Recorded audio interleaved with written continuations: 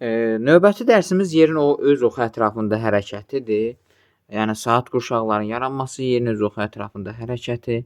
Ümumiyyətlə bu dərs sürət proqramı üçün müəyyən olunub.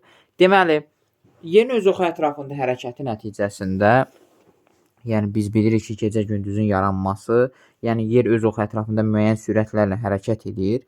Öz xəyal oxu ətrafında, yəni qərbdən şərqə doğru hərəkət edir. Ona görə şərq tərəf ilk belə deyək, günəşi görür. Ümumiyyətlə yer kürə olduğu üçün bütün hissəsi eyni dərəcədə işıqlanmır və yerin ümumiyyətlə ekvatordan qütblərə doğru getdikcə sürəti, fırlanma sürəti azalır. Ekvatorda maksimum, qütblərdə isə minimum, yəni sıfıra bərabər olur. Buna əsasən biz belə qeyd edirik. Ondan sonra yerin ümumiyyətlə yer üzərində hərəkəti nəticəsində təbii ki, müxtəlif ərazilərdə zaman-vaxt fərqi yaranır. Müxtəlif ölkələrdə, məsələn, ABŞ ilə Rusiya arasında zaman fərqi müxtəlif olur. Bunu əsas bilirik. Yəni Rusiya ilə ABŞ arasında müəyyən saat fərqləri olur. Bu saat fərqlərinin də yaranması coğrafi yeniliklərdən asılıdır və yerin günəş ətrafında hərəkətindən asılıdır. Ümumiyyətlə coğrafi yeniliklərin gecə və gündüzün uzunluğunun dəyişməsi ümumiyyətlə yer kürəsində günəşin günəş ətrafında meyilli hərəkəti nəticəsində yaranır. Və burada qeyd edək ki, 12 saat gündüz, 12 saat gecə olur ekvator ərazisində və bunlar şimaldan şimala və cənuba doğru bu 12 saat gecə, 12 saat gündüz azalır. Ekvator üzərində il boyu bax təqribən 12 saat gecə, 12 saat il boyu diqqətli olun. Gecə və 12 saat gündüz müşahidə olunur və yer öz oxu ətrafında tam dövrəni 24 saata başa vurur. Bu 24 saata 360 dərəcə belə fırlanır. 360 dərəcə fırlanırsa, bunu da 360-ı da bölmüşük 24-ə. Nəyi tapmışıq? 15 dərəcəni tapmışıq və buradan belə nəzərə ortaya çıxır ki, 1 saat ərzində yer 15 dərəcə dönür. 24 saat ərzində isə 360 dərəcə dönür. Bax, belə hesablanıb. Yer öz oxu ətrafında hərəkəti zamanı dedik ki, yenə zaman vaxt fərqi yaranır və hətta biz demədik 1 saatımız 15 dərəcədir. İndi 1 saatımızda 60 dəqiqə deyil, 60 dəqiqəmiz 15 dərəcəyə bərabərdirsə, bəs 1 dərəcəmiz nəyə bərabər olacaq? 4 dəqiqəyə. 4 dəqiqəyə deməli yer 1 dərəcə fırlanmış olur. Normalda 1 saat 15 dərəcə deyildi. 4 dəqiqəyə isə deməli 1 dərəcə yer ümumiyyətlə fırlanır öz oxu ətrafında. Və buradan da yer kürəsi özü şərq və qərb yarımkürəsindən biz koordinatlardan bilirik və 24 saat qurşağına bölünüb və hər 24 saat qurşağında 1 saatı 15 dərəcədir. Yəni hər qurşaq arasında məsafə 15 dərəcədir. Məsələn, 1-ci saat qurşağın orta meridianı 15 dərəcədir, düzdürmü? Kənar meridianına baxın, 7,5, 22,5. Ümumilikdə nə qədər bunlar arasında məsafə var? 15 dərəcə. Fikir verin. 2-ci saat qurşağına baxın, 30 dərəcə orta meridiandır. 22,5, 37,5 arasında isə bunların kənar meridianları və cəmi arasında nə qədər məsafə var? 15 dərəcə. Deməli, hər 24 saat qurşağımızın hər biri 15 dərəcəlik bir, belə deyək, fərqlə, məsafə ilə yerləşmişdir. Bu saat qurşağının ortasında yerləşənlər 15-ə tam bölünən dərəcələrdir. Məsələn, 15-dir, 15-ə tam bölünür, 30, 45, 60, 75, 90. Bax, bunlar ta ki gedir 100, 80, sonra yenə gəldik buradan 0-dan başladın 15, 30. Sadəcə burada qərb və şərq yarımkürəsində bəzi fərqlər var. İndi bax, məsələn, hər hansı bir enliyin hansı saat qurşağında tapmaq üçün, hansı saat qurşağında yerləşməyini tapmaq üçün nə edirik? Bax, birinci, məsələn, 80 şərq uzunluğu. Şərq uzunluğunda yerləşən bir saatdır, enlikdir. İndi bu neçənci saat qurşağında yerləşir? Bunu tapaq, bölürük 15-ə. Nə qədər düşür? Deməli, 5 dəfə düşür. 5 5-in 25, 5 1-in 5, 75. Qaldı burada 5, belə deyək, dərəcə. İndi diqqətlə qulaq asın. Əgər burada verilən qalan qalıq 7,5 dərəcədən böyük olarsa, bura 1 plus 1 əlavə edirsən. Yox, balaca olarsa olduğu kimi qalır. İndi gəlin baxaq. 80 şərq uzunluğu. Görək 5-ci saat qurşağında yerləşir. Fikir verin. 5-ci saat qurşağın sərhədlərinə baxın. 67,5 ilə 82,5 arasında. Bəli, 80 burada yerləşir. Əgər yox, burada olsaydı, məsələn, belə deyək də, 83 dərəcə 15-ə böləndə 75, deməli 75-dən də çıxanda burada qalıq nə qədər? 80. Düzdür? Daha doğrusu 8 dərəcə. 8 dərəcə. Və görürsüz, bu 7,5 dərəcədən artıq bu istiqamətdə keçib o birisi saat qurşağına. Ona görə biz buradan 1 əlavə eləyirik. Və yaxud da ki, sadə bunu qeyd edeyim. Bu ikinci saat qurşağı. Burada gözlə görünəni qeyd edeyim. Bax, burada fikir verin. İkinci saat qurşağı 30-dur. Orta meridian. Bunun kənar meridianı 7,5, 22,5-dən başlayır. 37,5-ə qədər. Cəmi 15 dərəcə edir də 7,5, 7,5. Yəni 1 saatımız 15 dərəcədir. Onun da yarısı 7,5 bura düşür, 7,5 bura. İndi burada əgər mən sənə 38 dərəcənin hansı saat qurşağında olduğunu desəm, böləcəksən 15-ə şərq yarımkürəsində. Eləyəcək nə qədər? 2 dəfə. 2 5-i 30 elədi. Düzdürmü? 2-ni 15-ə vurdan 30. Burada qalıq 8. İndi fikir verin. 30-dan yəni 8 dərəcə bu tərəfə keçəndə avtomatik görsən bunun sərhəddi 37,5-dir. Bu 7,5-dən belə deyək çoxdur. Artıq gəlir 3-cü saat qurşağına keçir sərhəddinə, içərisinə doğru keçir. Yəni burada 7,5-dən çoxdur da 0,5 dərəcə çoxdur. Gəlib bura keçir. Ona görə avtomatik olaraq biz bura 1 əlavə eləyirik. Eləyirik 3-cü saat qurşağı.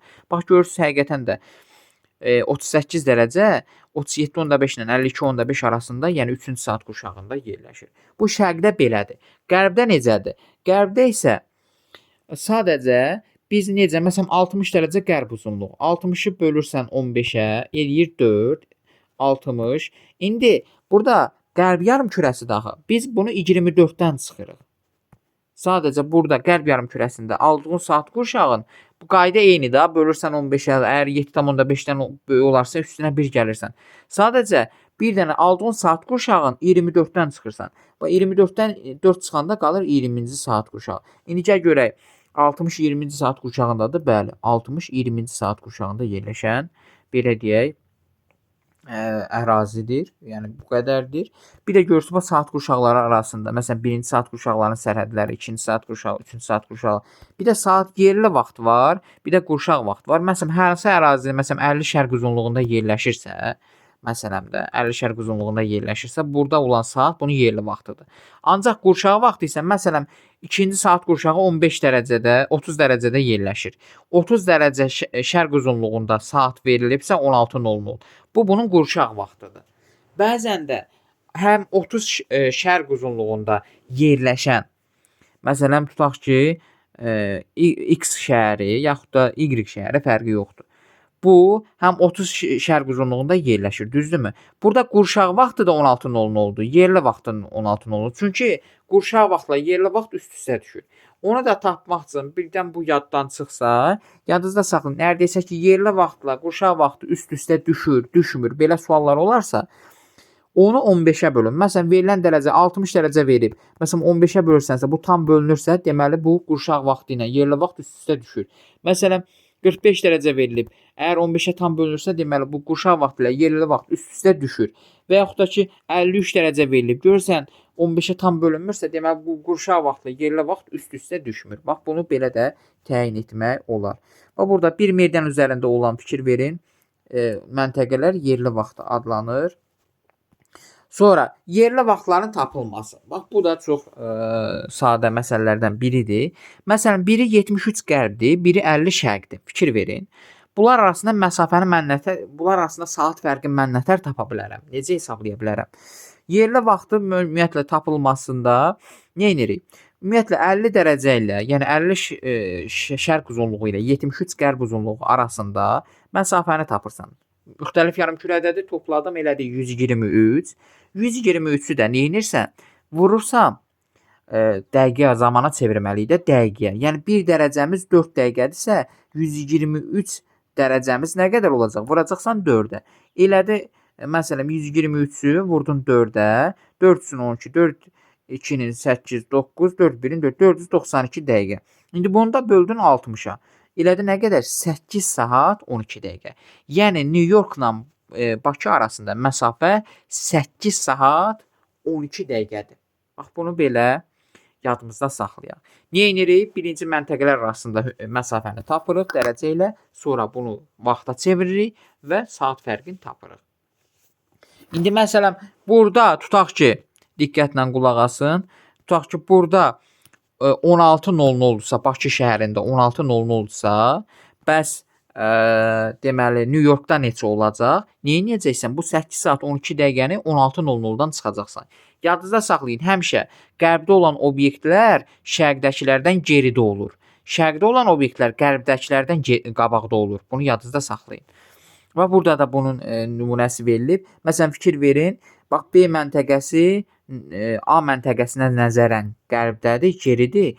D məntəqəsinə nəzərən, daha doğrusu A məntəqəsinə nəzərən B geridədir. D məntəqəsinə nəzərən A geridədir. A məntəqəsinə nəzərən D irəlidədir. Fikir verirsiniz, D ən şərqdədir. Yəni daha şərqdə olan daha irəlidə, daha qərbdə olansa daha geridə olur. Ona görə bunlar arasında məsafəni saat fərqlərini tapanda, məsələn A-da tutaq ki 16:00 oldu, düzdür? 16:00 oldu. Burada məsələn neçə olar? Burada bununla bunun arasında tutaq ki də 5 saat var məsələn. Bunu tapmaq üçün nə edirsən? Görsən qərbdədir. Bu 16:00-dan çıx. Çünki bunlar hələ təzə başlayır. Təzə belə deyək də bunlardan geridədir. Ancaq D-də olsa üzərinə gəlsin. Çünki bu bundan şərqdədir, irəlidədir. Üstünə gəlsin. Yəni şərqə doğru toplayırsan, qərbə doğru çıxırsan. Bunu da yadda saxlayın. Yaxşı, yeni günəş ətrafında hərəkəti nəticəsində nələr baş verir? Bunlar məsələn gecə-gündüzün yaranması birincidir. Sutkalıq küləklərin, brizlərin yaranmasıdır. Qabarma çəkilmənin olmasıdır. Ondan sonra havanın temperaturu sutka ərzində dəyişməsi bütün canlıların, hətta insanların belə deyək həyatına təsir eləyir. Bu ritmiklik ya təkrarlanma adlanır, yəni bu gün ərzində. Yenə də bir dənə təkrar edək, yəni yerin öz oxu ətrafında hərəkəti nəticəsində yerin sutkalıq hava hərəkəti nəticəsində gecə-gündüz növbələşir. Yer üzərində yerlə vaxt yaranır, yəni vaxt fərqləri yaranır. Eyni meridian üzərində yerləşən məntəqələr yerlə vaxtları eyni olur və yerin sutkalıq hərəkəti nəticəsində müəyyən ardıcıllıqla təkrarlanması, yəni sutkalıq ritmiklik proseslər baş verir. Və bu sutkalıq ritmiklik proseslərə də dedik ki, gecə-gündüz, gündüz brizləri, qabarma çəkilmə və s. bunlar daxildir. Bax, saat qurşaqları ilə bağlı məsələlərdən əsas bu hissələridir. Bunlara baxırsınız və bunları öyrənirsiniz.